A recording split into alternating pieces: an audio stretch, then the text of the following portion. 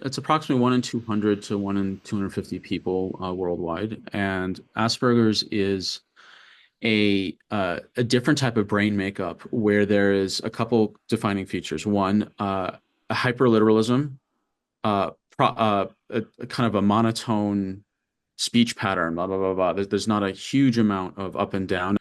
There's a sense of literalism, awkward socializing, poor ability to read social cues, usually hyperintelligence, and the lack of modesty that goes with it.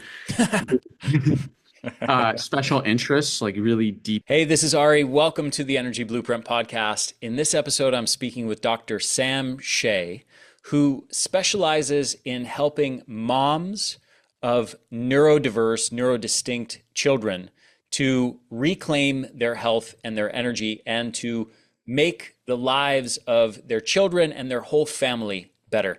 Um, I want to say that even if you don't necessarily identify or connect with the idea of having neurodistinct children, for example, have two young children, ages 8 and 5, who I wouldn't identify as being neurodiverse or neurodistinct.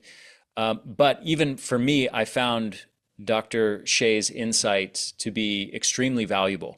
And I think that if you open your mind, especially if you're a parent, he's also targeting moms. I'm, of course, not a mom. But I think for parents more broadly, in general, um, I don't know if you necessarily will get a lot of value from this podcast if you're not a parent. But actually, now that I think about it, think back to the conversation, there might be some stuff in here that you might get some insights from. But especially for parents, I think that there's a lot of really valuable insights that you can glean from this. And if you are a parent of a neurodistinct child, I think in particular, you're going to get a lot of value from this discussion. And I highly encourage you to check out Dr. Sam's work more broadly.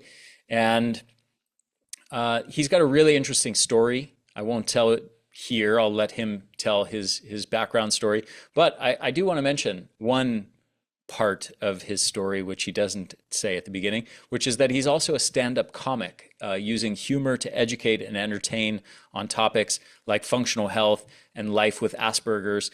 And he's recently released his 1 hour comedy show, Neurospicy: Love, Life, and Comedy on the Spectrum, which I'm excited to check out. I haven't seen yet, but it sounds cool. And after having this conversation with him, I was impressed with him, and I really enjoyed his way of thinking about things. And having this dialogue, this back and forth with him was great. I actually invited him back on the show for a part two because I enjoyed it so much.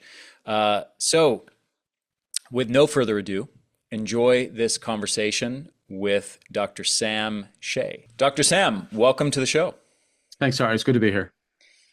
So, first of all, you have an interesting backstory. You are in the realm of helping mothers of neurodiverse children. So, how did that happen? This is certainly the first podcast guest that I've had on the show who's dedicated to not helping people with a particular medical problem where the focus is on that, but helping mothers of children with a particular issue. So, how did this unfold? How did this come about? How did you sort of get into doing what you do now? Sure, the story, my story is just another version. In some ways, it's just another variant of the wounded healer. Like this was my story, and so many people who you've interviewed, they become what they're doing in the natural health field because they struggled with the thing, or someone they love and care about dearly struggled with the thing, or some similar story. So in some ways, it's very simple. I was uh, my mother had me, and I'm neurodiverse. I have Asperger's, and then the complex part is just all the detail filling in that story. But the short version is that my um, I grew up I grew up on the Northeast, and my parents divorced when I was 6 years old, and it was a pretty nuclear divorce where me and my siblings were caught in the blast radius. And my parents did not handle it well at all. They did the things you shouldn't do, like weaponize kids against the other parent and all this terrible stuff. And what when I was growing up, I didn't know I had Asperger's until my late 30s. This is like maybe 5, 6 years ago when I figured this out. And to that effect, people there was no education on it. There was no resource. There were no resources. There was no education. There was no understanding about it. It was just uh, people. My parents thought my issues were in my head, and it was some sort of attention-seeking behavior. When really I was just deeply confused by everyone around me, and I was trying to get answers as to why people were saying some things and doing others. And people had all these inexplicable social rules that I was punished for not following the rules that were never made explicit, and no one would tell me what the rules are. So it was just this very confusing, very stressful time. Yeah, yeah. Dr. Sam, can you briefly just sort of define or give people a sense of what Asperger's is for people who are not familiar with it? Sure. So it's approximately 1 in 200 to 1 in 250 people worldwide, and Asperger's is a different type of brain makeup where there is a couple defining features. One, a hyperliteralism, a kind of a monotone speech pattern, blah blah blah blah. There's not a huge amount of up and down. Now, I've had singing lessons, a lot of them, and sung a lot in a former time. So I have much more prosody, much more musicality than other people on the spectrum, but that's because of training. There's a sense of literalism, awkward socializing, poor ability to read social cues, usually hyperintelligence, and the lack of modesty that goes with it. Special interests, like really I was going to deep. say your only flaw. I like to tell people sometimes that the joke my only flaw is excessive modesty. Right, exactly. Including modesty about the modesty. Yeah, exactly. Uh, and what we see historically, there's Asperger's definitionally was consumed by the autism spectrum disorder label in the more recent versions of the DSM manual, which I deeply disagree with. First off, I'm not a disorder. I don't like being lumped in with a disorder diagnosis. And number two, a full on and autism is different than Asperger's, and it's mostly characterized by a full verbal function. And I know I don't know if you're familiar with Temple Grandin, but she's one of like the biggest advocates for people on the spectrum. And I Yeah. asked her this directly at a talk she gave about the difference between the two, and she said it was a big mistake to lump them together. And for people who don't realize it, people on the spectrum have a huge disproportionate amount of science and technology and art were created by people of Asperger's on a per capita basis. And so, for example, Oppenheimer, Einstein, Turing, um, Elon, there's so many people in science and technology. Um, who's the guy? Dan Aykroyd, who wrote Ghostbusters. Hmm. He was assessed as having Asperger's in the 80s. That's very rare to get that Yeah. early. And if you listen to his interviews, you'll see it like that, like that kind of almost robotic cadence to his voice Uh-huh. and the kind of obsessive thinking and the brilliance that he has. Yeah. Um, so that's and there's a great book called The Complete Guide to Asperger's Syndrome, written by Dr. Tony Attwood. It was published in 2019. I wish it was written in 1989. My parents could have read it. That would have been easier for everybody. But that's the longer version available. So now people on the spectrum, when I'm talking about moms of neurodiverse kids, there's lots of different neurodiversity. Like Asperger's is the one that obviously I'm most familiar with, and then there's ADD, ADHD.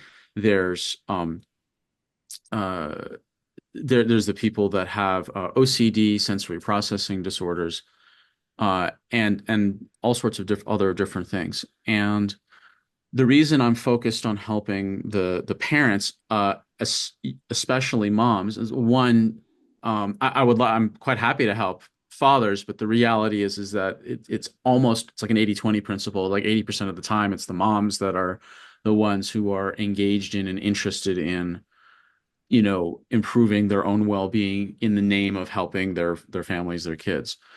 So my mom growing up, she was terribly sleep deprived as a single mom, raising with some help for her four kids. My father did pay child support, but he was effectively absentee. Um, and she was also hangry because she was eating like candy bars for lunch and bragging about it, how quick and efficient it was.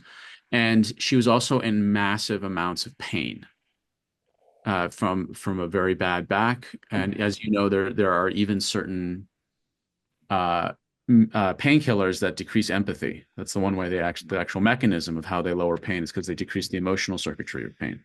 It's hard. It's also harder to have empathy when you're in pain itself. Correct. Yeah. Absolutely. If so, the reason I want to focus on the moms is that if in some weird time machine world, if the older version of me was able to go back to the younger version of me and help mom, her life certainly would have been better, but also my life and everyone else's life would have been better. Now, some people may say, well, why don't I just, help you? It's like, well, the thing is that my parents pathologized me and they kept trying to fix me, and Mm, mostly by chucking me in front of a shrink, and putting me on a low cholesterol diet at age 7 in the 80s because they thought my cholesterol was too high at age 7. wow. And that no other real awareness about anything. It's they're busy pathologizing me, and the reality is that there was no guarantee of their ideas of helping me would have helped me and also helping everyone else, because if they're too busy the parents antagonizing each other, the reality is that it's at the parent level is the bigger cause of all the strife downstream. Hmm. And my mother's physical health was by her own admission later on in life. She said she didn't make the best decisions for me growing up. Now, spoiler alert, my mom and I have a great relationship now. It took 25 years. In fact, she's coming to visit in just under 2 weeks. We're going to spend about 6 days together, and I very much look forward to it. It'll be the second time she's coming out to visit me. So, my, um, I would like parents to not have to do that 25-year lift to reconnect to their children as adults.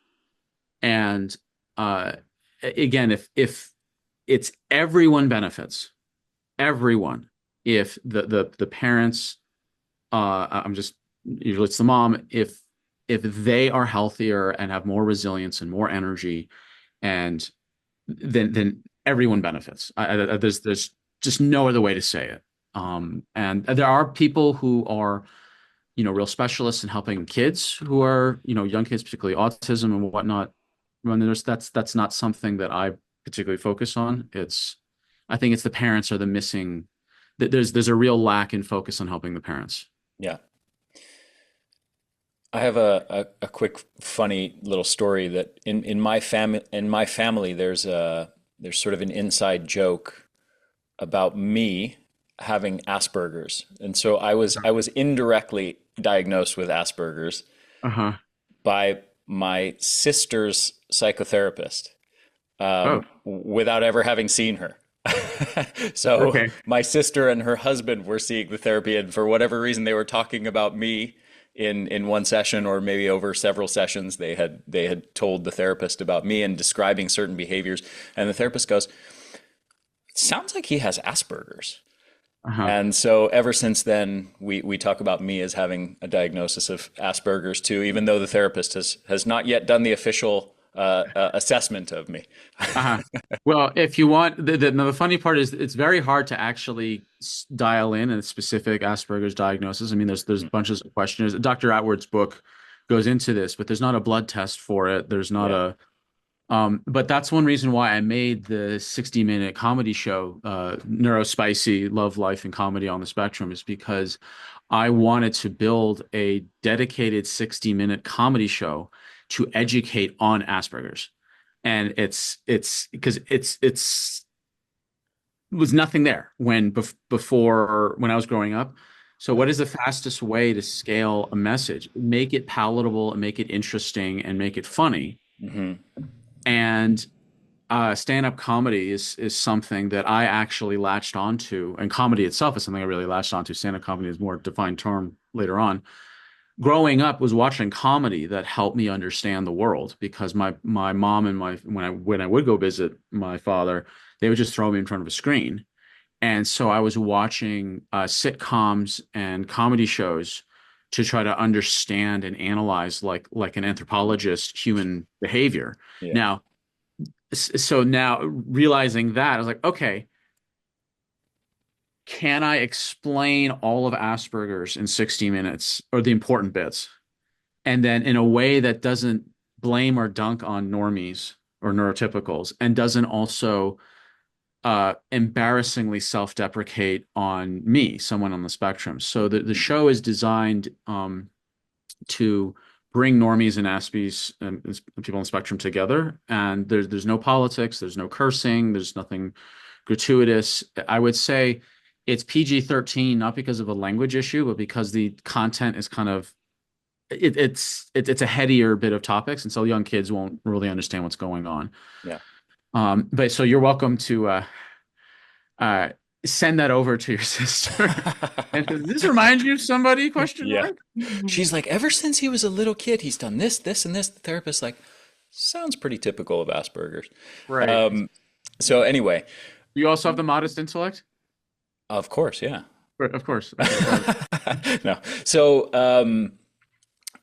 let me ask you this. There's an issue here that I've seen come up many times over the years, and you know, some of the language that you're using, you know, on the spectrum, neurotypical, neurodiverse, right? There is, and you talked about when you were a child that your parents were pathologizing you, trying to fix you, Hmm. and you know, implying that was a pretty awful thing to endure. So there is this. I think kind of spectrum of sort of ways of conceptualizing this Hmm. where you know I'm using the word spectrum. Let me differentiate it from the spectrum and say continuum. So on one end of this continuum, you have people who say, well, you know, we can diagnose this disorder, XYZ disorder. This one is autism. This one is Asperger's, and you know, and so on and so forth. And this one is diagnosed by XYZ symptoms, and you know, then we attempt to treat this disorder and fix this disorder by doing XYZ interventions. And on the other end of the continuum are people who, and I've encountered this several times with mothers of neurodiverse children who will definitely use the language of neurodiversity, but also really reject any notion that there is anything quote unquote wrong with their child, anything that needs to be fixed. So there is a tendency among these this type of individual to say, you know, even when their child is maybe disabled in pretty debilitating ways in life, with things that maybe could be helped in some way if one was to work at them, like you gave the example of singing classes to help develop your voice, for example, and which affects your ability to communicate and be on a podcast like this and reach people effectively and teach. But And hopefully, I would say this sort of almost denial that there is anything to even work on, and say my child is perfect just the way they are. I don't need to do anything. I accept them for who they are, and therefore there's nothing to be done. So mhm. if you catch my, I'm sure you do, you I catch my absolutely, drift of absolutely. this continuum. So how would you clarify, where do you think is the appropriate place to operate from on that continuum? Sure. So there's a meta issue, and then then there's the terrestrial issues that you mentioned. So the meta issue is are the parents stressed out, overwhelmed, and low resource, low resilience, whatever their lifestyle, whatever's happening in their lifestyle and their life, whether it's sleep deprivation or any things that my mom went through, or they're dealing and they're looking at their child as like, what's this problem to solve? And the problem to solve can come in one and two ways because like you have this diagnosis and we got to just correct your diagnosis, or the other way to solve it is to say there's not a diagnosis here, this is fine, and then they just want to both are if the parent is under resourced, stressed out, exhausted, etc., then either of those choices can be unnecessarily stressful and counterproductive because the lens is how can I control the situation either through hyper control of it or willful blindness of it. Hmm. And so both can be problematic. So by focusing on the parents, there can be a much more clarity on what is the best approach. So that's kind of the meta issue. On the granular level, so uh, for the crowd that wants to find the assessment, the diagnosis, the label, there it can be very helpful or counterproductive, and we don't and it could be either. So it can be helpful because if I was assessed as having Asperger's accurately and they had the resource book like Dr. Atwood's book or my comedy show or any of the resources today, then it would be like, oh, my kid is not broken. If it's like me speaking as mom, he's got a set of superpowers and a couple meaningful kryptonites. Like he's not broken or pathological. He's got a different brain and a different perspective that he has to learn how to adapt to the world because his brain is just the way it is. And we want to make sure that he's navigating a world which is overwhelmingly 99.5% not like him.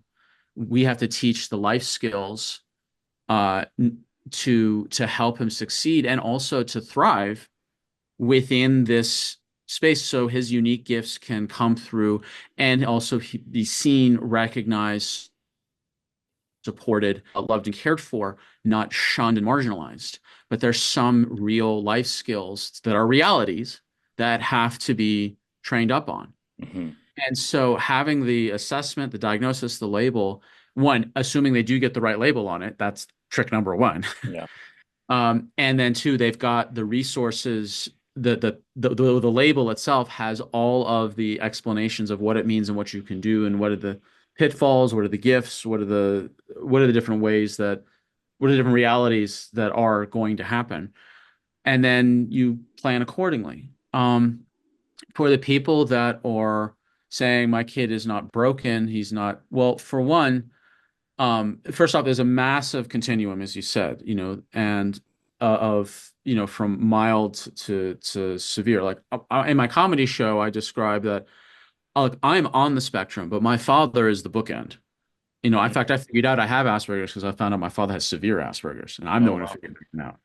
And in fact, Dr. Asperger himself, this is in like when he started his research, I don't know, 40s, 50s, etc. No, he definitely started it in the at least in the 40s, maybe even slightly earlier. Um, but he said there was a first order relative, 25% of the time there was a first order relative that had similar things going on. Um, the so if you've got the parents that are saying there's nothing wrong with my child, they're normal, they're not broken. So on the one hand, there I can interpret that as an expression of I don't care how you may be different in other people's lives. As my child, I love you tremendously, however you present. That's not a bad thing. I'm not Yeah. going to criticize that. The thing that I will raise some caution about is that are you then not going to prepare your child Hmm. in the world they live in with the brain they have? And I've said this before on other interviews. Raise the child you have, not the child you want. Mm. And that may be hard to hear, but uh, if you raise the child you have, that would imply that there's a level of curiosity about who really is my child versus some projection of what they should be based off of cultural inertia, the family generations, my parents was this, and therefore we should just continue on in this way, or the local culture of the school or the group you're in or whatever, that everyone just acts a certain way and your child isn't. So, raise the kid you got, not the kid not the kid you hope you would have had. Mhm. Yeah, beautifully said. I love the way you explained that and clarified all of those nuances and Thank distinctions. you. It's a bit of a minefield to go into Oh that yeah. without offending people, but saying the messages maybe people need to hear to help their children the right way, and to avoid pathologizing them and doing harm through that mechanism as well. There's I mean, it's a yin yang thing. Pathologizing them is a yang expression of, things should be different. And also willful blindness is a yin expression of things should be different, you Mm-hmm. know. And both can go to an extreme, just like yin and yang can go to I no longer do acupuncture, but I used to be one. So like this yin yang concept of anything in its extreme basically creates the same problem that you were trying to avoid. Mm-hmm. So why neurodistinct and not neurodivergent or neurodisorder? So to me, the term neurodisorder implies there's something pathologically wrong. Like it's a disorder in the sense that it's bad as opposed to just different. Neurodivergent, like that also implies a negative valence Yeah. attached to it. So I say neurodistinct because one, it's more active, it's more accurate. I'm 1 in 200 people. That's distinct. It doesn't mean I'm a disorder. It means that I'm distinct, and it carries a bit of um kind of like nobility to it in the sense, not that think I'm royalty or something, but uh there's a level of pride of I'm acknowledging that I'm different, and I'm not only different, I'm very different, and I'm going to lean into that in a way that's productive, as opposed to I'm very different in a weird, unsalvageable way. Can I ask a question here? And I'm a bit maybe stepping back into the minefield, but Sure. um, there's a lot of discussion, and you can give a very short answer because I'm sure this could probably be an hour-long podcast in and of itself, the question I'm about to ask. But this is relevant to kind of the way that you just explained things. So there's a lot of talk in recent years of how much autism has increased in Mhm. recent decades. It used to be, I forget the numbers off the top of my head. It used to be, let's say, 1 in 10,000. Now it's 1 in 10 or whatever it is. You probably know the numbers. Um, if we're talking about something that is neurodistinct, that is rapidly increasing in prevalence as a result of certain toxic elements in the environment. Like, for example, it's been linked to various environmental toxicants exposure in utero and in development and things like that. This would imply more in the direction of a disorder. On the other hand, um, if something is relatively stable over time, and you feel free to push back on if you disagree with anything I'm saying here, because this is your area of expertise. I'm just thinking through it in real time. Sure. But if we're talking about something that is stable over time, let's say Asperger's has been 1 in 200 people going back thousands of years, right? That implies that this is a genetically selected for trait in that it has maybe some trade-offs present. Maybe that over time, the genes that predispose to this thing are being selected for in a way because they give some survival advantage. Like, for example, you talked about that it's often associated with intelligence, people who are very innovative, people who are in certain areas very Mhm. gifted, right? Like the genes associated with schizophrenia are also associated with people who are very artistically and musically talented, as an Mhm. example. Okay, Totally. but it also leads to this potential for having a psychosis and being out of touch with consensual reality. Mhm. So are we talking about something that's relatively stable over time that paints more of a picture like that, or are we talking about something that's rapidly increasing as a result of our toxic elements of our modern environment? So, Dr. Asperger observed the 1 in 200 to 1 in 250 phenomenon back in like the 40s and 50s, which predated the current chemical soup we're all swimming in Hmm. by a large margin. And I do just like there are outlier uh, personalities and brain makeups in the very, very small percentages, whether you're talking about Asperger's, and then I'm not saying these are the same, but a verse of personalities like true sociopathy, true psychopathy, true schizophrenia, all those, the very, very, very small percentage in the population that do persist genetically, because they do fill in certain niches and provide some sort of, if you're talking about the aversive personalities, when humans go through any cycles of wartime, it's those personalities that survive and thrive in war, and they're going to persist. And then schizophrenia, like you mentioned, like I have a couple of close friends that they have a first or second order relative that had full blown schizophrenia, but my friends are brilliant. Hmm. Like their brains, like they have the full consensual reality, but they have the rapid analysis of everything in their environment Yeah. that is kind of stunning. So there is the benefits may not be specific in the person who has the very rare brain makeup. It may be they just got the extreme edge of it and they're going to struggle, but their entire family got like smaller doses of it, which then help their lineage. Right.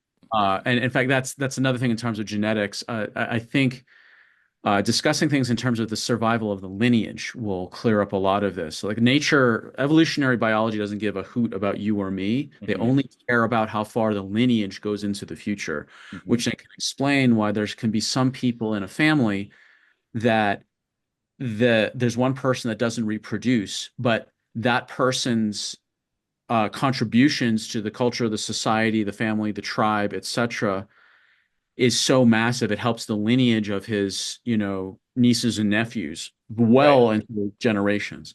Or something was selected for because it was a particular genetic trait that in small or moderate doses was helpful for the overall lineage, but every now and then somebody is an It extreme just outlier and gets an extra exactly big dose of it. that's the whole that's the whole premise of why you can't like eugenics doesn't work because it's just the thing you're trying to get eliminate just gets rarer and rarer, but eventually two people of the same thing will come together given enough time, and that trait you were trying to quote remove will come back. And this is relevant to Asperger's because Dr. Asperger's had some very uncomfortable ties to the Nazi party, Hmm. and it is hotly debated whether he was complicit with the Nazis to allow his work to be used to identify quote unquote undesirable children for sterilization or Well, elimination. Now, I would have been one of those children if yeah. I was in that time. So it is hotly debated whether he was complicit or not. And there's people who say no, he was trying to protect them. So he says no, he was actually working hand in hand in glove with the Nazis. Like it's very contentious. But either way, I personally, and that's also one reason why the term Asperger's has been removed and consumed within the ASD continuum, because Asperger's has a dirty association with the Nazis. Oh, But interesting. I'm pushing back on that. I'm very proud to call myself an Aspie, regardless of Dr. Asperger's involvement. with the Nazis because it was Asperger's syndrome folks who actually brought the Nazis down. Right. And I can prove it with three names that I mentioned before: Oppenheimer, Einstein, and Turing. Mm. So it's actually irrelevant whether Asperger was in bed with the Nazis because it was Asperger's syndrome that took him down. So I'm super proud to be called an Aspie. Super Yeah. proud of it. I don't care what the doctor was doing. Yeah. That's great. So going back to the rest of your question, I think we're only like 5 minutes into the 1 hour side podcast on this. So so I would say that there's absolutely a hardwired genetic statistical reality to a certain number that's been that of people on a continuum that's just there. Now, Yeah. will it vary percentage points here and there based on what part of the world and if there's been a genetic bottleneck in certain populations or whatever? Sure. So then you come to the question of, well, what about the chemical soup we're swimming in? Well, I'm gonna answer a question by talking about aversive personalities. I literally just finished a book this morning called The Five Types of People That Will Ruin Your Life, which was actually a book recommended on the air by Andrew Huberman. And it talks about the five major aversive personalities, written by someone who's both a psychologist and a lawyer who specializes in aversive personalities like sociopathy, paranoia, schizophrenia, narcissism, etc. And what he says is that he talks about the genetics of it. There is a genetic predisposition on a certain percentage, but what's happened is that with the advent of social media and tremendous negativity bias on the part of our media overlords here, the current digital culture is promoting the social factors to bring out, express, and even celebrate these aversive personalities. So people who do have aversive personalities, they now have this niche of being an anonymized troller on some social media platform. Mm. Uh, and and then the people who have like a much lower diluted version of it, they're suddenly getting all the training and the tools and the outlets to then express more fully these things that would have otherwise been um, dormant. And there's not a chemical soup necessarily, but a social media soup and a cultural soup that is now exposing and amplifying these traits. Mm. So, is there a rise of people on the spectrum? So, one the chemical component is that's its own minefield to step into. I will say that there's also with increased awareness, there is of a particular thing like Asperger's, like the way that your sister's psychologist, whatever. I'm sorry, I'm just reminded of Spaceballs, the movie where Lord Helmet says, "I am your nephew's uncle's cousin's roommate lover." Like just like I'm saying, "I am your father." Like Yeah. it's super funny, like 6 degrees of I am your separation. sister's cousin's brother's psychotherapist. Roommate, whatever. Um, so with diagnoses become very popular. They go in waves. So there may be moments of an increase because now it's on everyone's mind, and now humans view their life through a story and through a narrative, and now we have this new character that's come in, and so now we're foraging. Um, in my head, it's the foraging circuitry that's triggered because we're looking for patterns. It's the same. It's a foraging circuitry that, oh, I'm looking for this particular type of thing that fits this particular profile.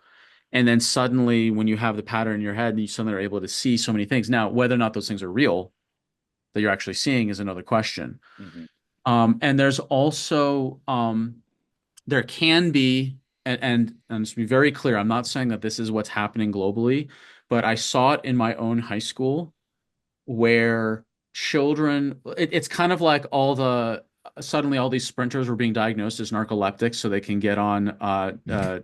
modafinil or whatever it's Oh, called. modafinil. Yeah, yeah, Yeah. Like yeah, so suddenly like they're all narcoleptic. It's right. amazing. All these Yeah. sprinters. It'd be super embarrassing to fall asleep while you're doing the 100-yard dash. So it's the same thing that I saw in the high school I went to, is that people were being handed out ADD diagnoses just so they could have an untimed SAT test to give them an advantage. Now, I'm not saying that people who aren't don't have ADD shouldn't have different test environment. I'm not saying that everyone is taking advantage of that system, but I saw it in real time. Yeah. Like people were bragging about it, and There's no question there's a cultural phenomenon like that there's ideas that get into people's heads and that influences this whole picture. like, and I'm a special brand of weird, or I'm a special brand of broken, or I'm a special, and what's key there's like I'm a special, like it's now trendy to have a and I'm not saying it's now globally, but it can be amongst certain groups of people in certain ages, certain schools or whatever. It can be trendy to find out how I'm super different. And so there's a running to the diagnosis, Yeah. um, as a way to assert one's autonomy and specialness. Yeah. Yeah, for sure there's a social phenomenon and it seems to be especially prevalent in the younger generation today. I would say Well, more than you, ever. you've got the issue of, with social media and the highly impressionable Yeah. youth using it, there's a much higher possibility for social contagion. Yeah. And I mean, the social contagion literature goes back hundreds of years, and it just can propagate Hmm. much faster. And again, it's not to say that anytime a family or a child believes that they have a certain thing, that means that it's a social contagion, or it's their attention seeking, or they're being rebellious or whatever. There may be some realities there to really look at. But it's a very strange time we're in right now, Yeah. Ari. It's Yeah. it's weird. Like, we're in a very weird time. Agreed. So, Dr. Sam, I want to make sure that there's so many interesting topics that I could talk to you about. I want to talk to you for hours on just what we've been talking about already, but this is about moms. So I Yeah. want to get back to that. And what are some of the key things that moms of neurodistinct children should be aware of, and what should they be doing? What should they be focused on? And maybe what are some of the mistakes that many of them make? Sure. So from a resilience, energy, health, well-being lens, there's a couple key things that moms can do. The first one is to prioritize your own health. And I know that may be hard for some moms to hear because they're busy self-sacrificing for their kids. And I think that's also partly genetic and like just cultural. And I'm not criticizing that per se. It's because it's understandable. But I think that really prioritizing one's own health, that is number one. Prioritize it, get support, work with practitioners, and prioritize it. That'd be number one. Number two is to prioritize sleep, not just for yourself, but for the family, and create a culture in the family of being a sleep focused or sleep centered family. Mhm. That we will do things as a family to support all of our sleep. Did not happen with my family, with my mom and I and everyone else. That was not a thing. Sleep hygiene was not. It was just not. So, and everyone will do better with better sleep. Is There is no panacea, but the closest thing we have to it is better quality sleep. Mhm. Closest thing we got. So now, obviously, we can spend 5 hours on sleep and talking about all the nuances of that. I think the one thing that I would encourage all parents to do, and also which would help their kids, is avoiding junk light, just like avoiding junk calories at night. Mhm. If you think of junk light as junk food just for your eyes, it's like junk calories for your eyes. If you have that image that, oh, this is junk light, like screens at night, right? When we can get into like people changing their bulbs, like the LED to make them like the soft red or the orange at night and whatever. But getting off the junk light will help everyone. And there's like 60 other things we could talk about. But Not, again, not just not just for the eyes, for the brain. And I think it would the be, eye is your brain. I mean, yeah, the eye yeah, is actually an extension of your thalamus. Yeah. yeah. But I mean, it's affecting the whole circadian rhythm, which impacts Totally. That's what I on meant. yeah, Yeah. yeah, Absolutely. It just the light will screw up your circadian rhythm. It will affect everything. yeah, And just the quick rubric of junk light as junk food is for a lay person to be like, oh, as opposed to going into like right, the details of melatonin and circadian rhythm and all the sure, different releases of all the pathways. yeah. I mean, not to be modest or anything, but anyway, But I can wax on of course I can. for 3 hours Where's my straight pipe? on I the need to be. mechanisms of circadian rhythm. Be all sophisticated talking about it. Anyway, the other thing that would really help is having a solid breakfast. And I am a person I really push back personally against the skipping breakfast thing. I really, really push back against it. I don't think it's very smart for people. And I'm about to say something a bit controversial, and I'm okay with it. I I think the majority of people who are promoting the skip breakfast for intermittent fasting, I think, are 20, usually 20s to 40s, financially solvent tech entrepreneur males. And I don't think I don't think moms and kids should be skipping breakfast in the name of some ideal of intermittent fasting. Hmm. Because I saw what happened with my own mom and her just setting herself up for failure and just like eating candy bars and myself like having these giant energy crashes and moods up and downs when I was having like high gluten flour breads and I can't believe it's not butter and I was just kind of just Oh junk yeah, food. my parents were health conscious when I was growing up, so I was eating tons of I can't believe it's not butter, lots of margarine because that was a healthy thing to do. God, I don't know how we lived. All right. Yeah. So breakfast, so the two bookends of the day. So have prioritizing it, sleep-centered family, and then breakfast. Now, obviously, there's much more here. I have my own framework called the 10 pillars of health, where when there's 10 specific factors that to analyze people's entire lifestyle and then to prioritize what to do first, next, and last. And then there's the entire universe of functional testing, mitochondria testing, gut testing, genetics, hormones, etc. Like, and this is where if if moms really want to get super granular and figure out exactly what biochemical pathways have been damaged or kind of out of sync or pushed sideways or whatnot, functional testing is In themselves or their children? first in themselves. Uh-huh. I'm talking about, so I'm wanting, because again, we help mom, the whole family will benefit.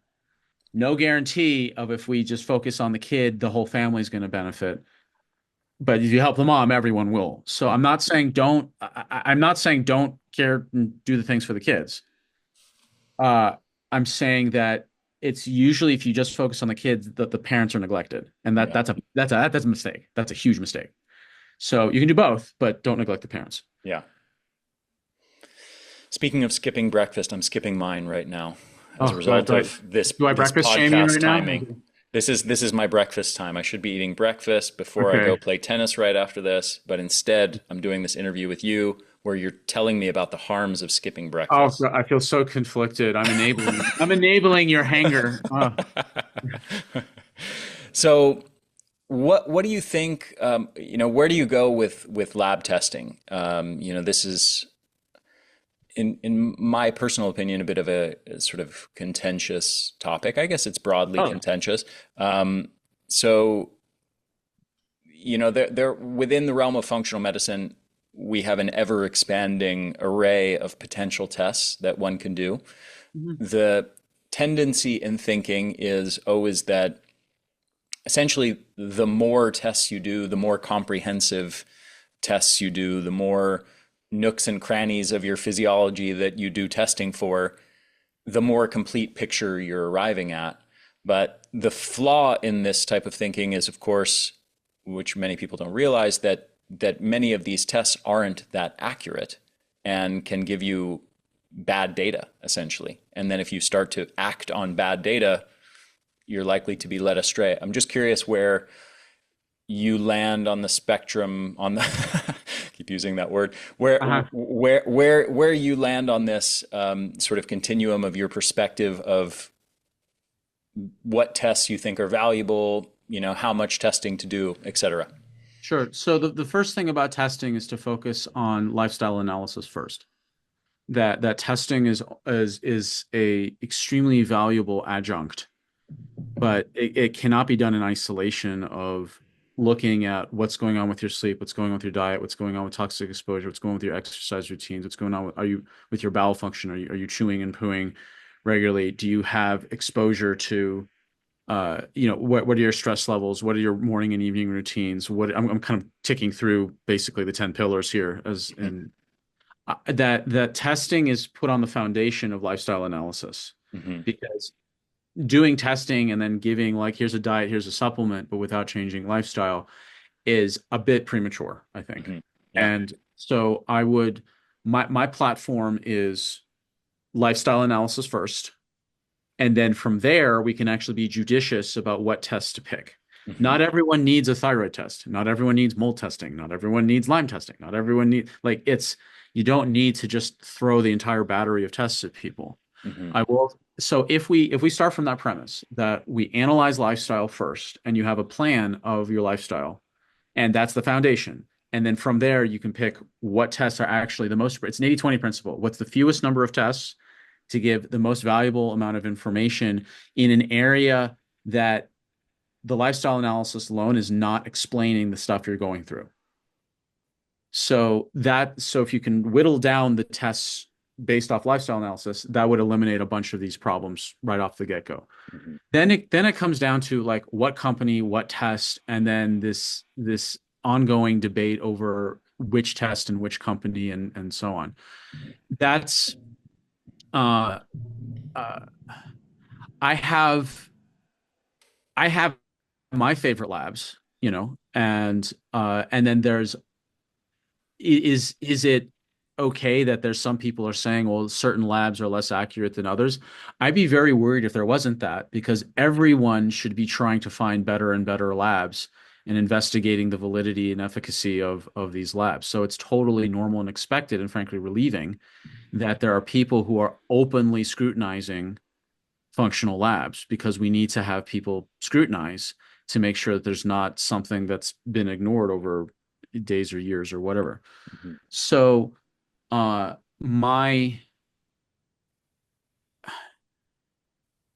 the other thing about labs is that I think that there are certain types of metabolites that can be very frankly obvious that people need support with. Like if someone is doing like an ion panel from Genova and they've got several key amino acids like glycine that are low, meaning they're below they're under the 2.5% of the bell curve of the rest of the population.